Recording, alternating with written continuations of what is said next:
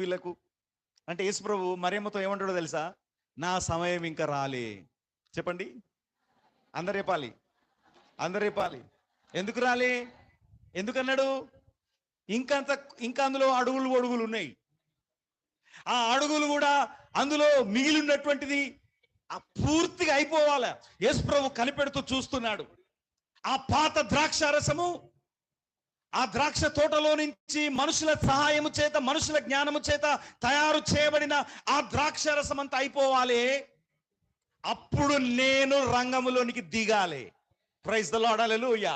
కాబట్టి ఆ పాతది ఆ మడ్డితో సహా, దాంట్లో ఉన్న అడుగులతో సహా పూర్తిగా ఊడ్చేసిన తర్వాత అప్పుడు యేసుప్రభు రంగంలో దిగాడు.